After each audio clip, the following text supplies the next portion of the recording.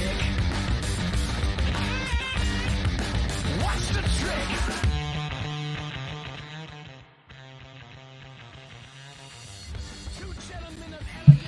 Welcome back to another episode of the Commercialisation of Sports series with me, Anthony Morrissey, the CEO and founder of Sports Consultancy, AMSC.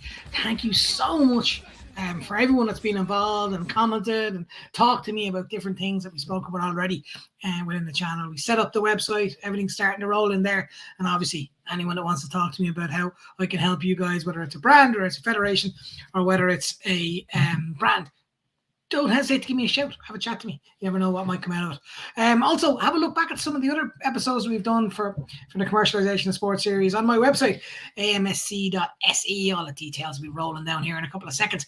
And what's very interesting about that is some of the conversations I had with the likes of Billy Holland, ex-Munster rugby player. We had a conversation with Hamish Adams coming up. That's really, really cool. We had a conversation with CJ Stander, another rugby player. There's quite a lot of people. Avon Lee, who's the CEO of Hurricanes in New Zealand. And also there was the director of sport in Chicago Bears, a girl named Leona. So there, Laura Condella, my apologies. It was a fantastic conversation with her and great insights into what we do. So please go check out the website, amsc.se. But that's not really what you're here to listen to me talk about today. You're talking about a guest that I'm bringing on. And this guest is someone that I followed when I worked at Munster. I'd have spent a bit of time talking to him about times during COVID when he worked at a massive organisation, massive club in the UK, Northampton Saints. And I've kept in touch on what he's doing and seen him move into another area that's going to be very interesting and a great conversation. But the experience he has right across sport is really what I'm going to be interested for and get your insights. So you can get to see what it's like for somebody on the other side when they're not on the field, but also in the commercial side. And we can have a conversation around what that looks like now, what it looked like in the past, and what it looks like in the future. So, without doubt, if you're sick of listening to me as a host, I'm going to introduce you to him now. Tony Davison, how are you doing? Not bad, Anthony. How are you? You okay? I'm doing good. It's a little bit cold here in Sweden now. I'll be totally honest. The cold weather is starting to kick in right across the board in Sweden. So we're starting to get a real kind of insight into that. Anyway, start with yourself. Going right back to when you were a wee lad, as they say in Ireland. Where's the passion of sport come from? What was the connection to sport? And was it a family one, or was it just something that your friends would have done, or was it just yourself that you liked it yourself? Well, I actually used to live within about sort of 200 yards of the Roker Park, the home of Sunderland Football Club. So I used to go to games with my dad and all that kind of thing, and so I was always sort of immersed in it. And sadly, the last time my team Sunderland actually ever won anything, I was conceived. So you could you could say from pre-birth I've been involved in sport to one degree or another, and then played for the skill team and the cricket team and that kind of thing. But sort of ended up finding myself actually working in sports 96, so how long that is, 26 years ago. Oh, that's fantastic. And again, from the perspective, whenever I talk to people about that, their passion of sport and what it means to them, I think what I find very interesting all the time is that it's usually connected to family or friends or some link connection into their hometown or their home city or whatever that may be. And it's very interesting. Roker Park, for me, brings back massive memories of my childhood in the 80s because I grew up a West Ham fan for my sins. And I remember you'd be certain games that you'd tick off as there's no chance they'd win a game. And usually when they go up to Sunderland, up to Roker Park, usually that would be one of them. I remember a guy called Marco Gabbiadini, for some reason seems to stick into my head when I think of Sunderland and the cool jerseys before Niall Quinn, etc. went up there. When you were growing up, you said you played a variety of different sports. Do you think that was important even for you, for your own personal development, that you got to play as many sports as you possibly could? I think, up in the northeast, you play football in the winter and then cricket in the summer. That's kind of it. Rugby was never really a thing in the northeast. You don't play rugby league. That's more northwest. Rugby union, we had one rugby teacher, and then we had a teacher's strike, and he left, and we never played the game again. We played twice in my entire school career, kind of thing. But football and cricket were always my things. Spectating, playing. Just generally being around the club as well. It was we used to kick a ball against the wall of Roker Park, so it's always been there. Then you could, I used to play in the backyard, and you could get an idea of the score just from hearing the noise of the crowd, even if I wasn't at the game. My dad was probably there, but I'll have been playing in the backyard kind of thing and working out the score from the how many we scored against West Ham by listening to the crowd. It used to be a lot, I would guarantee you that one, totally definitely in the 80s. And just for the area that you lived and you were brought up in, I find this fascinating, again, connected to the likes of West Ham who've moved stadia. When you did eventually kind of move around to the Stadium of Light, what impact did it have on the area within Sunderland? And I'm talking about the likes of shops or likes of just the eco-structure, even when the stadium was getting built. I think, that was very important for me personally, because that was my first ever job in sport. The chance to go and sell the new stadium of Light. And I used to, I was there when it was a building site and taking people on tours with the hard hats and all this kind of thing. And just that, for me to be sort of immersed in this change, I think it was a sort of a big split between, at one point it's a real sort of, to tear yourself away from somewhere that's been such an important part of your life up until that point, for all fans, to then see this new, shiny new stadium that was obviously going to move the club into a completely different level of what you can achieve as a club. I think, that it's easy to forget, if you like, the last season at Roker Park, our average gate was like 16,000. And it's easy to remember the 40,000 gates at Roker Park. But that wasn't that normal. Yeah. You would get games that were 30, 40,000, but they were few and far between. You forget the 15,000 against sort of Oxford on a wet and windy Tuesday night. But I suppose the club were always well supported for that era. But at that time, when we were building the new stadium, or the chairman was building that new stadium, it was also the time when football was going through a renaissance and the crowds were growing. If we'd have still been at Roker Park, to be sort of have that ceiling of sort of 16 to 20,000, the club could never have got anywhere. So that it was an important part. But you're right. I mean, some of the shops and pubs that were around the old stadium are a shadow of the former selves. But luckily, the new stadium at Sunderland is quite close to the city centre, so it didn't have a negative effect on the town as a whole. And if anything, the improved gates and the improved attendances meant that it brought more money into the region, more money into the area. And it's been, things like concerts, etc., has been such a big bonus for that as well. Yeah, I think that's really important. And I'll move into the professional side, and I'll actually stick with the Sunderland bit as well, because I'm fascinated about the fact that you would have had a blank sheet of paper, in essence, with a new stadium, that there was no history connected to it from a commercial perspective, or whether there was no history connected to it outside of the supporters getting to see this brand new shiny stadium. When it got to you actually promoting and selling it within the actual stadium itself, what was the first thoughts you had when you got to actually promoting it? Were you looking at commercial partners that were around the area, or was it something you were looking a little bit bigger and further afield to grow Sunderland as a football club? At the time, I was a sort of junior member staff there was sort of 14 or so of us in this what used to be a matchday bar called Reedy's Bar, and then during the week we'd move all the tables and chairs out, and then that would become laptops and computers, and people would come in, the season ticket holders would come in, and we'd go through with every fan individually what was your view, and you were able to say, right, okay, when you go to Roker Park, what do you like about going to Roker Park? Do you like being low down? Do you like being high up, close to the pitch, further away from the pitch? Do you like being in with the noise, or do you like having a brilliant seat? And sort of being able to go through that with fans, and fans would then bring their family and friends so they could all sit together. So from a season ticket holder base, you sort of double your season ticket holder base overnight almost, because the new stadium and people who would go to the game with friends all of a sudden thought, maybe this is the time I'll bring the kids. Yeah. Because you might not have wanted to take the kids to the old experience. Yep. And for me, as someone who stood on the Fulwell end, I couldn't imagine taking my kids to the old Fulwell end, not because there was anything wrong with it. It's just, my kids are so spoiled now that they ask what kind of hospitality they're going to go to when we invite them to the game. But, it's a terrible sellout. But the idea of taking my sort of a 10-year-old daughter and 12-year-old boy to stand on the terraces seems sort of weird to me now. Well, it's funny you say that, because I said this in a previous podcast. One of my earliest sporting memories is my father and one of my friends and my friend's father. The four of us went to a rugby game between Munster and Australia. Australia just won the World Cup, and it was a big deal. It was in Cork.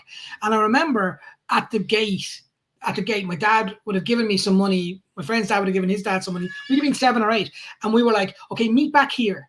And then off we ran into the stadium. My father obviously went with his friend to wherever they went to watch the game from. And we were just literally let loose around the stadium. And now, if I was to do that with my nephews, who would be roughly around the same age as I am now, I think my sister would ring me and put me in front of the police. I think it would be just absolute uproar. It's just a different experience that people have around stadium now, and I find that fascinating. When you went in the pathway to get into sport, to get into Sunderland, did you see yourself from when you finished, let's say, school or working or college, did you see sport as the obvious position you wanted to push yourself towards? Not at all. I sort of found myself sort of just working in kind of jobs, that I'd left sort of college and ended up, working for the local council, and I was sort of selling screws and this kind of thing. And then I just saw a job advertised. Do you like working in sales? What about football? And it was actually in Newcastle. So I had a moment where I thought the job might be at Newcastle United. So I almost didn't go in. I almost didn't knock on the door. But then when it becomes oh, by the way, this is Sunderland, not Newcastle, I was overjoyed. They must have had so many people through the door who said, no, I'm not working for them, Yeah. And then before you know it, it became it was only meant to be a temp job for the opening of the new stadium. And then I actually caught up at the weekend for the first time in 20 years or so with the guy who was a ticket office manager at the time, who was setting up this sales process, etc. And it was quite a tough period for him because there were a few ticketing issues and that kind of thing. He was under a lot of pressure at a new stadium, and we were sort of just, if you like, reminiscing about that time and just about the kind of the buzz of the new stadium, the excitement of it. You go up to the first game, which was an absolute sort of shambles of organisation for nobody's particular fault. Just first game, nobody knows where they're sitting. One of the rows of seats are being numbered wrong. So, and it was absolute chaos. But at the same time, and during that time, I actually also got the job of being the Sunderland mascot, Samson the Cat. So, wow. So I actually led the teams out at the new stadium, and all this chaos is going on in the stands, and I'm dancing around on the pitch and thinking, the only person that knew that the upper tier had been numbered wrong was the guy dressed as a cat. It was the cat. Yeah.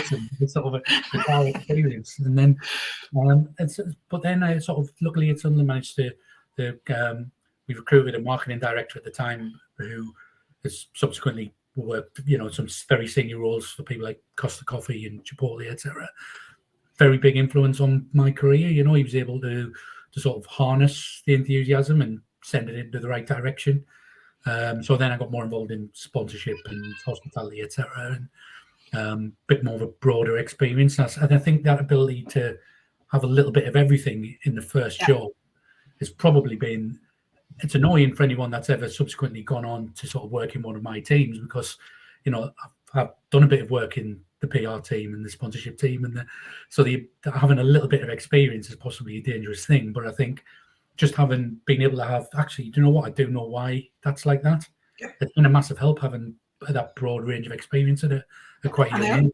And I also think as well, the fact you were going into a club that you loved and had a connection with and a family history with, it also allowed you to understand the ramifications for supporters and for brands getting involved, because you were able to understand the idiosyncrasies between the club and then what it meant to people, but also being able to make your mistakes early.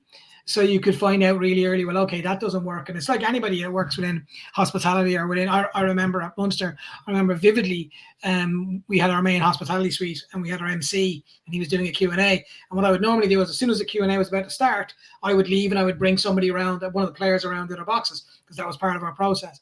And I remember coming back across and there was the two of them standing outside the door, and I was like, why aren't you on the stage? And they were like, oh, because the mic stopped working. I was like, just get up and talk. Just talk. And it dawned on me that I wasn't in the room to say the most obvious things. And it's those little experiences that you get as early as you can in any job like that you start learning from.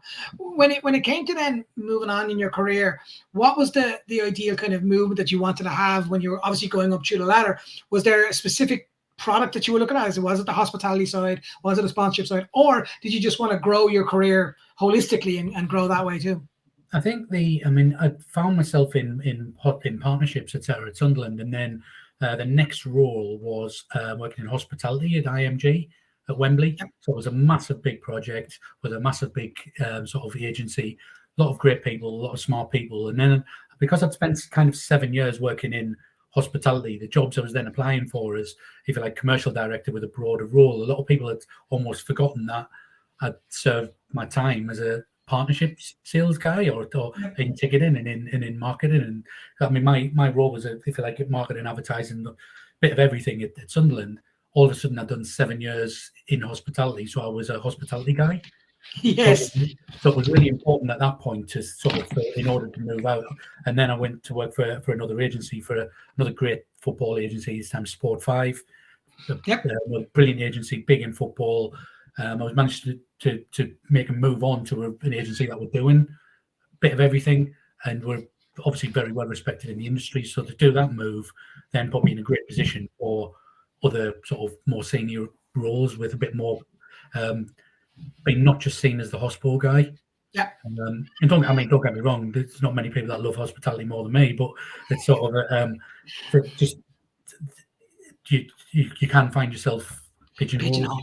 Yeah, I would 100% agree with that. And having worked at hospitality for a while, that was the big step for me. That I said, okay, I want to stay with Munster. I want to stay what I'm doing. I love the club, etc. But I wanted to get a next step on towards doing that. And it was global events is where I was pushed towards, and trying to create revenue that wasn't there before. And I found that interesting. But I 100% agree with you. If you find yourself being pigeonholed down a specific area, that you've just got to be a little bit careful that you don't get that held on you. And I think you're a very good example of someone that can just see that and then make that little move that'll make a big push for you. And I think there is a perception, if you like, for that commercial directors should be people who've sold partnerships. And I understand why that is the case, because it's big margin, big numbers, big conversations with big brands, but it's not easier or harder. I mean, in hospitality, you have to manage a team, you have to manage volume, and you can't kind of, you can't have, like, if you like, an off week. If you have an offer, when you're selling something like a new stadium, like Tottenham or Wembley or even Sunderland, if you have a week where nobody sells, then you could find yourself behind a run rate. It's all about sort of constantly keeping the team motivated and keeping the team. It's, to some people, the hospitality sell for 4 seats for 10 grand or whatever could be a lot of money to those people. So it's a much sales technique and skills may go into selling hospitality as goes into a partnership. But I think it's not necessarily fair to say that the commercial area should only come from partnerships. But at the same time, I understand why that is the case. So that was always important for me to get partnerships back on the CV, if you like, and not just be the hospital guy. Yeah, I think that's you're speaking my language, by the way. I would have been jumping up and down over this, and I also think people who sell hospitality, it's not an easy job. There's a lot of things that goes into it, because you're not just concentrating just on what goes on in the field or what goes on with the sponsorship particular deal. There's a lot of stuff that can go wrong that is outside of your remit, but in your remit, from everything from the food to the timings to guest speakers to etc. There's a lot of other variants that balls are up in play, and I think you're right. Commercial director roles are the next step for people, someone like that. But you're also, again, 100% correct in where they need to just change their bow a little bit. So ask questions of your commercial director. How do I go about getting involved in small level sponsorships, or how do I go involved in small level partnerships, and what do I need to do to progress? And I think some people within clubs don't realize how that their commercial director would love them to ask that question to them, to try and that they grow themselves. And that's something that I would say to anybody who's watching this, who's involved in clubs and are thinking, how do I get to the next step? What Tony just said there is a very good way of looking at it. I think there's a standard sort of sales skills, if you like, the tools that you take into a meeting with a new brand or a new company. If all you've got to hammer, every problem looks like a nail, right? So if you go into that meeting thing, I'm going to sell this guy a box, or I'm going to sell this guy a partnership, whatever he says to you or she says to you, you're immediately going to think box, sponsorship. The question you ask the person as you first walk into that meeting should be, tell me about your business. Yeah. Tell me more about why it is that you think that you're here with me today, or just tell me more about what it is you do, what your targets are, what your dreams for the future. Just get an understanding of the company, then gives you an idea. If that person says, well, what I really want to do is connect with the local community, I really want to give something back, and I really want my staff to be out volunteering in the community, and you say, right, you need an executive box, they'll think you're mad. It's not a good fit. But by the same token, if that person says, I really want to spend some quality time with customers and I haven't got big budgets to spend, and then you offer a front of shirt sponsorship. So you need to be able to go into that meeting with an open mind that says, right, tell me about your business. Actually, you know what? We can really help you out here. This is what I think we should do to fix those problems for you. And then, you know what? Often you can do something within the club, and often the thing that you happen to be selling, they've normally got a fairly good idea why they're meeting this guy. They know they're there to meet you because they know you sell hospitality or because you do partnerships. Yeah. So, but if you closed off to the idea that it might be something else in the company, you're leaving so much money on the table. Yeah, and that's a problem with having, if you like, different reporting lines sometimes. That it's someone else in the company could be meeting a big sponsor, and they're selling them a table for 10 at a game.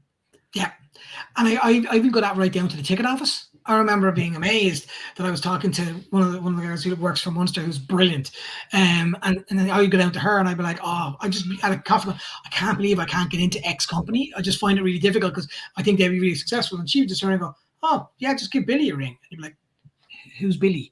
Oh, he takes 4 tickets for his brother, and it suddenly becomes a conversation, and it's very, very much important that you grow within your team, but your team understands the benefits for them as well. And there's a holistic approach to sports teams, not on the field and off the field. And I think you've hit the nail on the head about how they go about working it. And I think listening to the pain points of your customers, your brand, whatever that brand is, listening to what they want, and then also trying to see how they fit within your culture of your club or your federation, and see what that fits into. Just also getting the customer to think a bit broader as well. You know, like if they've come in specifically, because they won 4 tickets in a car park.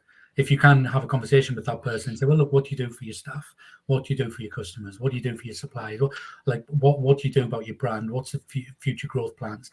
Before you know it, they've gone back to their company and they've pulled together the head of CSR, the head of HR, the head of marketing. They're a salesperson potentially, and they pulled all these other people. Do you know what? Maybe this property could help us tick a lot of these boxes that we're currently spending all this money and all this time doing lots of other things. It might just be that by asking the right questions at that point, you get the right people in the room, and you get. I once remember a time when there was a strike at a local company up in Sunderland, and there's people out there with placards, sort of, Yeah. Down with this, down with that, down with this, and nobody else would ring them because this was a terrible time to call them. So well, they've clearly got a problem. Yes. So I said, look, why are people in Sunderland shirts and some of them Newcastle shirts and just generally wearing Sunderland scarves or whatever in the middle of a winter marching up and down your thing? You've got a staff problem. Maybe I can help. And that company is still with Sunderland, and I don't know about Newcastle, but they're still spending money at Sunderland's foundation now, 20-odd years on, because we understood that, what the issue wasn't really, there was a new chief exec, they were trying each other out a little bit, and the issue wasn't as simple as it looked. The issue was that the new chief exec wanted to change a few things, but he did feel passionately that the staff should play more part in the company, and so now he's turned that situation around, but also we were able to help him turn that situation around and become part of the solution to his problem. Yeah, I think it's also really interesting when you look at people who come to you with complaints or come to you with issues that are said within the sports industry and have an issue with this or have an issue with that. Sometimes it's about sitting down, as you rightly said, and working out a plan for them that doesn't look like it benefits you in year one. Doesn't look like you get anything massive in year one, but you as a person is looking at, say, year 2, year 3. And the example I would give from my own career is I remember we had a specific refuse company in Limerick, and they had a season box and it didn't work for them. It just did not work. It wasn't there. It wasn't the right fit for them.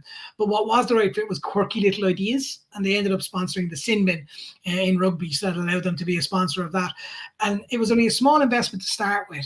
But what they noticed was so much interaction with them from their customers. Oh my God, I can't believe I saw your sin bin. It was so funny. Or they created a Twitter account with sin bin, and the whole campaign became something bigger than they thought it was.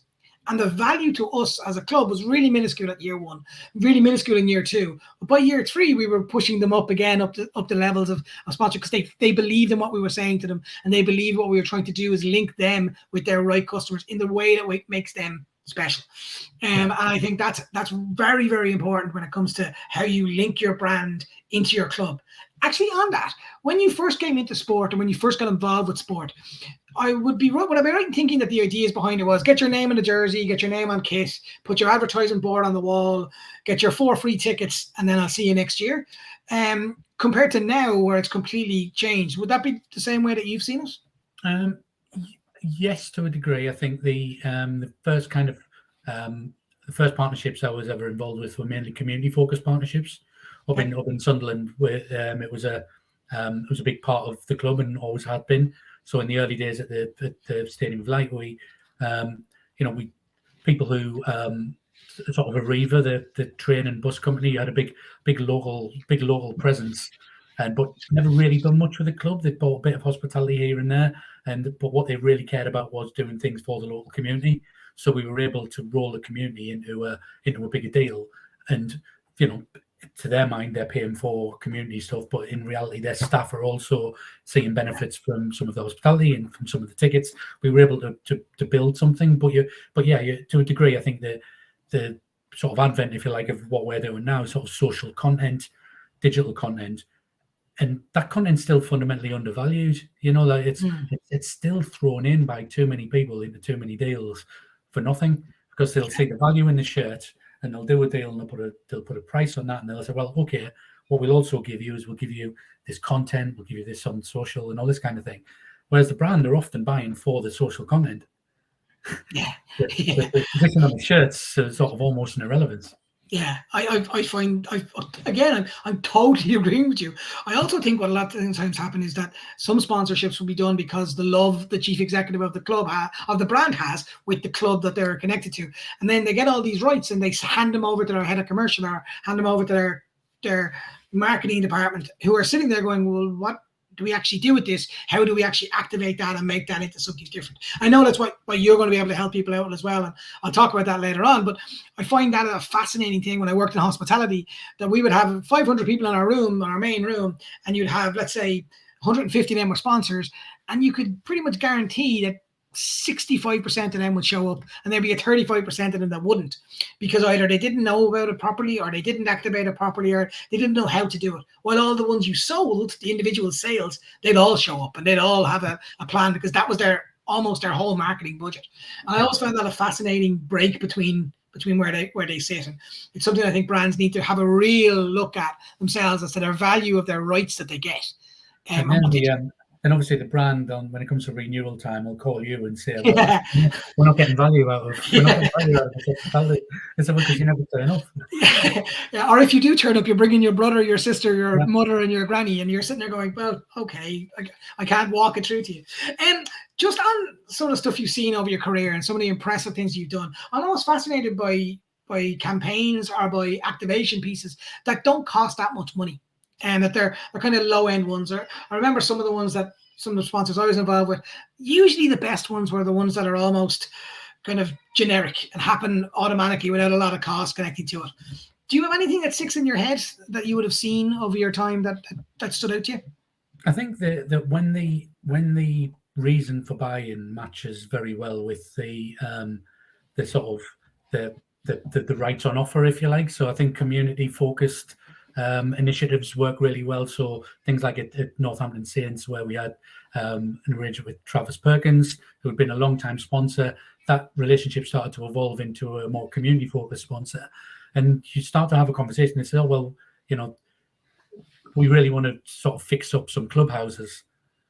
And it's such a simple idea. It says, oh, one of our guys is fixing up their local clubhouse, so we've given them some free stuff. So, well, why don't we make that part of your deal? So then it becomes a bit of sort of content, which then goes on about, the local staff getting involved in fixing up a local clubhouse for a rugby club. It's a community engagement piece that's good for brand. It uses their products, and it's also doing good for the local community. And I think that there's things like, T-Rex tape is a good example. We met at a lunch. It was completely random, and there were obvious fits between having the strongest possible tape on the market and rugby players. There's quite a nice fit there. The players, so we end up having the players lifting stuff up with tape and things. And it's so gimmicky and so daft almost that the brand loved it. Yeah. But I think, I suppose the best example you'll probably ever have is the Burger King one for Stevenage Football Club. They sponsored Stevenage, which mustn't have cost a lot of money, but then they spent a lot of money off the back end of that promoting the challenge to make Stevenage the best club, and had, Messi or Ronaldo wearing a Stevenage shirt with Burger King on the front on EA Sports and and on FIFA and all this kind of thing. So they'd spent a small amount of money to buy the rights to get into a game that had a really nice story behind it, and I'm just disappointed it wasn't my idea. Yeah, I find myself doing that as well. I find myself looking at some ideas and you're going, that's just so simple. Why did I not think of that? And how is that not connected to it? And you've got to have respect for people who would do it. And then you'd go to other stadiums. And I found myself going to stadiums because I'm a geek in this way. And I look at stuff and I go, yes, I would have done that a little bit differently. And I think it would have been a little bit better. And it's funny how within the industry that we work in, that you're always constantly looking at stuff that when you were younger, when you weren't in sport, it didn't even cross your mind. Maybe you never really, like, I'll give you an example. I remember very recently I was in a stadium where they put the same color advertisements from the same brands beside each other. So the color red was on one brand and they were beside each other, so it merged into what looked like one big sign. And I remember that I couldn't get my eyes off it. I was like, who allowed that to happen? How is that possible? And it's funny how your development when you work in the industry kind of moves that towards that direction. Going into the future of sport and where you see it, and mainly for us, the conversation that I want to have with you is around off the field stuff and what it looks like off the field commercially and where you see the next steps and next level towards it. And I'll start with this.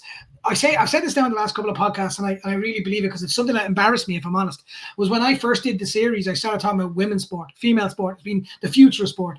And I then I saw a lovely TED talk by a girl named Kate Maddington, who's the New Jersey Devils assistant GM. And she said, no, female sport isn't the future, it's right now. It's happening right now, and the development of female sport is now. And whether you reach into that in the future, that's up to you. But if you don't do it now, that's on you. So taking that aside a little bit, where do you see the next level and next steps for the commercialization part within sport? I think that is interesting. I mean, the one of the clubs I'm doing some work with at the minute is Charlton Athletic Football Club, and in the not too distant past, the Charlton Athletic men's first team got relegated at a time when their women's team were flying high and had won the FA Cup, etc. So the men's team get relegated, so the women's team is basically canned. Wow. It didn't work quite like that. The community trust took it on, and that was always part of the plan. But it just sort of the optics of that were terrible, but sadly that's it's still the case. Like from a commercial perspective, that women's sport is still reliant on the men's game, if you like, to support. Now, I'd like to think that's not going to be forever. It still is the case now. So in one respect, I do appreciate that women's sport is very much happening now. But from a commercial perspective, the sponsors, the TV, the revenues are taking a while to catch up. There's no getting away from that. The idea that the Man City women's team should be paid the same as the men when the revenues are on completely different sort of stratospheres. But at the same time, what has happened in the last 10 years is the quality of the game itself. Yeah. The standards have come on in sort of leaps and bounds, and that is because of increased professionalism, increased investment in the game, and the women who were outstanding at football sort of 15 years ago would still be only playing once or twice a week, having to train themselves, not having facilities. Now that facilities have been made available, the standards. I mean, obviously, at the time I was at Sunderland, the 7 or 8 of the Lionesses at any given time had come up through Sunderland's academy. They were always very, very good at women's football at a time when no one else was really taking it seriously. Yeah. So I think it is an interesting growth area. It's one that Charlton's quite a good example as well. It's still a cost base for the club instead of a profit centre. Yeah. And I think that's similar to almost the community schemes sort of 15, 20 years ago were a cost base, but now because of increased professionalism, because of training courses, etc., a lot of clubs make quite a lot of money from doing training courses, etc., and camps and all that kind of stuff. So the cost base has now turned into a profit center, and now they're being taken seriously. I think women's sport will get to that level. And I think also the women's teams are often just thrown in to a men's partnership, and for no value given. So then when you look at, is the women's team profitable? So, well, they might be a bit more profitable if 100 grand out of this deal was where it should be in the women's game. Yeah, and I think that's something that we've noticed here, when in Ireland noticed with the Women's World Cup that happened, and the absolute explosion that the women's team had, but also how smart the promotional was done by Sky, who was the headline partner of the Irish team, because what they did is they separated girls and women from, as you said, the men. So the way they, and I've spoken about this before, when they were talking about when they announced the squad, what they did, the promotion was, there was a girl who was 13, 14, and she was kicking the football against the wall in her back garden or on a football pitch, and she was naming out the women's players.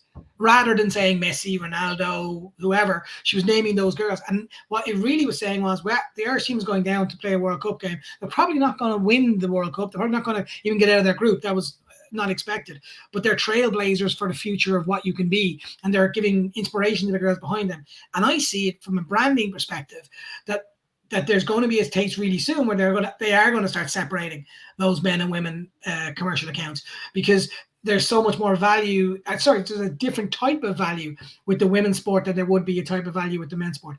I also agree with you around the fact that the men's sport is generating such a vast array of income that it's going to have a certain degree of importance, and it's never going to lose that importance, I would say.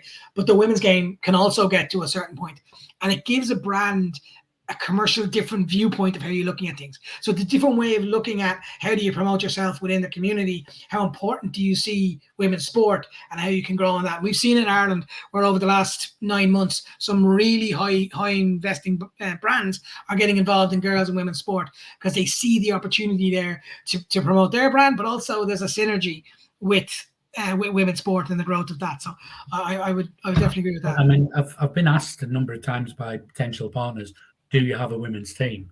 Now, it might not even be that they would like to sponsor the women's team, but you can't not have one. Yeah. Or not at least have a relationship with a women's team. You can't ignore what the market's telling you. The market's telling you that, do you know what? If it's ever as big as the men's game or not, that's a different discussion from you can't ignore that there is something happening in women's sport that wasn't there 10 or 15 years ago. Yeah. You know, it is becoming more commercial. You've got to have an eye on it.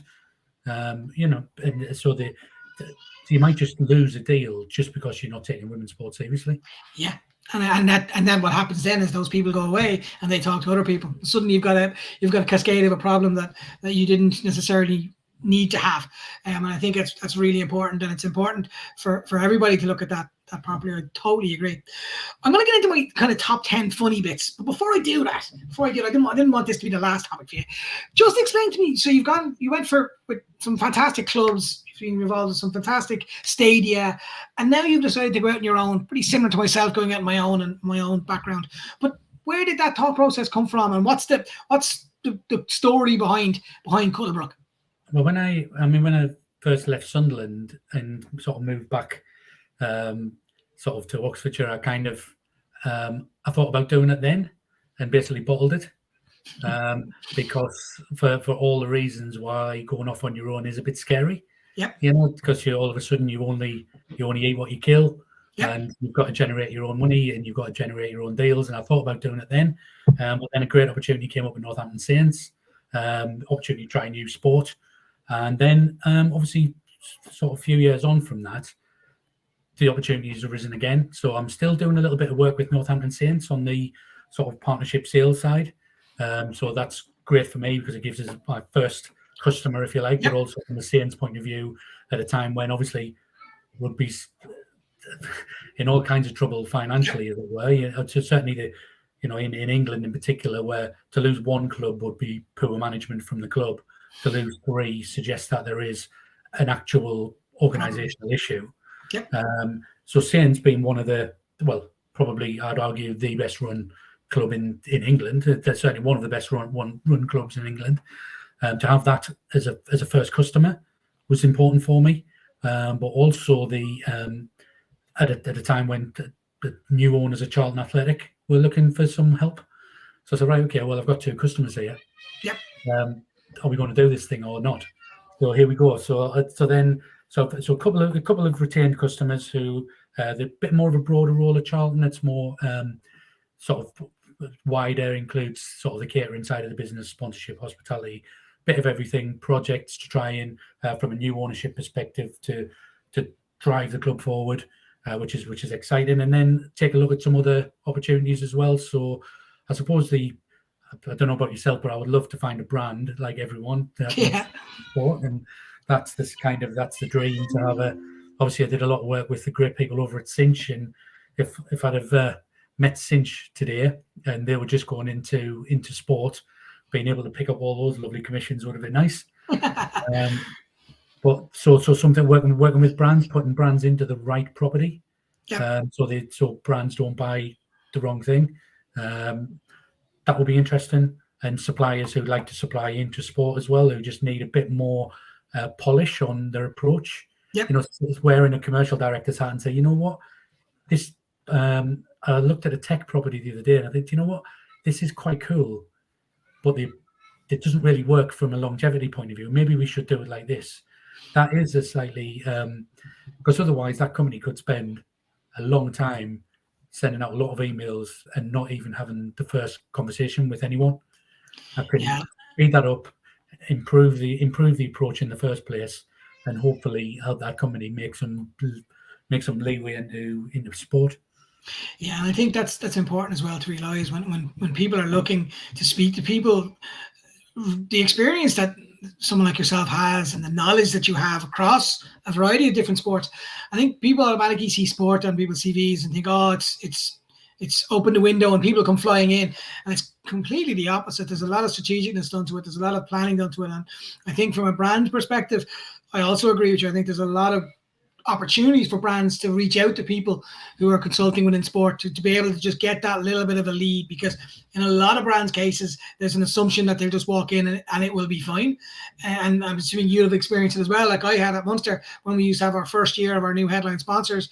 It used to be tough because the brand was trying to find where they fit, trying to see where it worked and what didn't work, and there was a lot of growing pains. Well, I would have loved to have had that brand talking to a commercial director from the past or somebody who had experience in the past who was going, okay, before you start doing this, I know that won't work at this club, and here's the reasons why, because I've experienced that before. And I think there's definite conversations for brands to be having, especially in the UK with yourself, that they can see that little niche that they can just go, okay, do you know what? I may need this guy for X period of contract. I may need him for the length of the contract of the sponsorship, or I may need him just on a one-day conversation so that they can explain to me what they're going to do. So definitely, I'll be definitely promoting you in the bottom of this as well, and for people to go and check you out and have a conversation with you, because I just see the value of it right across the board. There's also space for everyone in this industry. I'm not the kind of person that just kicks people out going, well, he's a competitor of mine, run. Not at all. I think there's a fit with everybody that's there. Why? Because we all have unique skill sets and unique connection to it. And finally, what I'll say to that one is, every club is unique. Every part of the product is unique. I'm sorry. And I think the things in the right holders landscape, if you're a I don't know, national governing body of a sort of second tier sport, what you really do need is someone really good to put your sponsorship properties together and to get into the market and sell them, but you can't afford them. Yeah, it's that simple. If you've got a sort of a someone on an internship in the company out there selling a potentially once every 4-year Olympic, when the Olympic season comes around, and every 4 years you're going to actually be in everyone's eye line. Yep. And you've not got anybody selling sponsorship for you who's at the right level, speaking to the right brands at the right level of seniority, you're going to miss out. So why wouldn't you have someone like yourself sort of just advise it and say, look, you can't afford me full time, but I'll help this guy, or I'll help this guy. This person's probably bright one for the future, but at the moment they just won't have those contacts. Yeah. So it's far cheaper and more effective to hire someone like you to help a younger person to who's maybe just starting out in their career, to make those connections, put the right properties together, to do the research, to have the right approach to the right companies at the right time, without having to hire a 6-figure commercial director. Yeah, and then throw on the taxes that are involved, and throw on the social security that's involved, and the holidays. And I see the benefit right across the board. Otherwise, we wouldn't be doing this, I suppose. I'm going to finish this off with what I call my top 10. Between 8 and 10 questions that are quick fire to get to know who you are. Don't worry, there's nothing scary in here. I'm not going to ask you about anything individual, but it's whatever comes to your mind first. Answer that would be great. So, you ready? Yep. Tea, coffee. Coffee. Netflix or the cinema? Netflix. Football or rugby? Football. I thought that was going to have the conversation. I should have moved that question as I was going through it. The best stadium commercially you've been to that you've gone, yeah, this stadium gets it right. It doesn't have to be a massive stadium. It doesn't have to be a small stadium. What would you say that a stadium that got it right commercially? Tottenham Hotspur. The new stadium, how they've got it with the NFL as well is such a smart move as well. I totally agree with you. It's just a great experience, and you know, I would be biased because I worked on the project, but at the same time, you know, so much thought went into it, and that you know, the learnings came from America. They didn't come from, you know, well, Chelsea are doing this, let's do it a little bit better than Chelsea. They said, what is the best stadium in the world currently doing in this space, and how do we do better than that? And you know, and Daniel Levy, you know, he's not always everyone's favorite person in Spurs fans, etc. But you know, he's got such an eye for quality, and he hires very good people who also got a good eye for quality. It's just a great stadium. Yeah, I would agree with that. And that's coming from a West Ham fan, so it hurts me to even say it. Strangest moment in sport that you can remember? It has to be one of the times when I was the mascot, Samson the cat. You know,